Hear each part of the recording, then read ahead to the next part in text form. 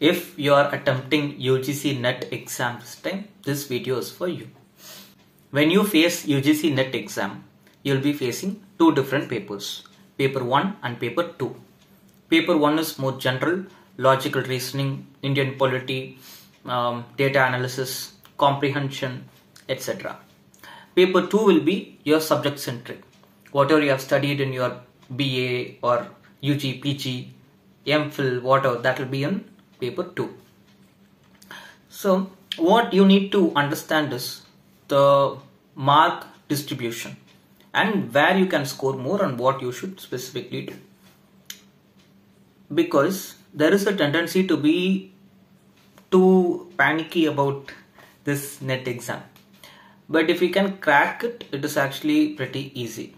It's a gamble primarily. Either you get a lot of marks or you don't get at all. So it's a gamble. So paper 1 consists of 100 marks. So we'll focus on paper 1. So there are different chapters for paper 1. 10 chapters. And from each chapter you'll be getting 5 questions. Try to get a good first paper book which has the previous year question papers and everything. And in the first paper book you'll be seeing 10 chapters. From each chapter you'll be getting 5 questions, right? So 5 into 10, 50. You'll be attending 50 questions and each question carries 2 marks. So 50 cross 2, it is 100. So for the first paper, you will be writing for 100 marks, right? So this is where you need to focus. I'll get back to this. So paper 2 is your subject academic centric and there is no blueprint for this. Since we do not have a blueprint for paper 2, we never know where the questions will be from and there is a vast area to cover and crack. It is a better gamble to write paper 1. So when we focus on paper 1, we have a blueprint, 10 chapters, 5 questions from each. So it gives us an opportunity to focus on at least 8 chapters thoroughly.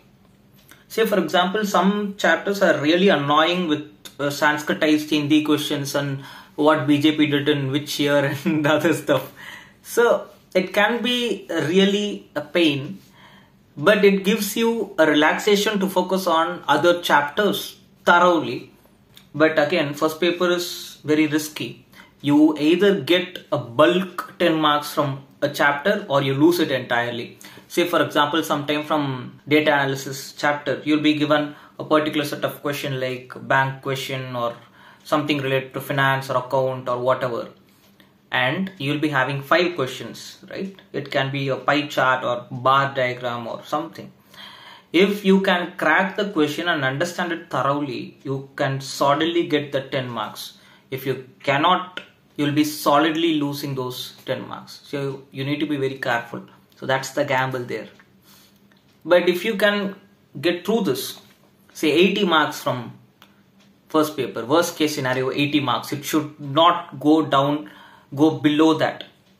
It should be at least 80 out of 100 in first paper. If you can cross that threshold, if you can get 80 from first paper and 50% of the marks in second paper, that is 100 out of 200. 80 plus 100, 180 out of 300. It gives you 60% mark average. Yes. So it gives you 60% of the marks. So if you're looking for JRF, first paper should be a goal. You should somehow crack it, somehow get the maximum marks possible from the first paper, right? Second paper, you should cover almost everything. But second paper is, it's purely luck. You possibly cannot know everything about your subject. So it's something to do with luck as well as your prowess, your ability to face the questions, your ability to analytically approach the questions, looking at the options and cancelling out the least possible answers and think and everything. So it's a gamble. Net exam is a gamble. That's what happens when it is MCQ, you know. It's always a gamble. At least according to me. So this is the game, right? So Tamil, I'll just sum up whatever I said.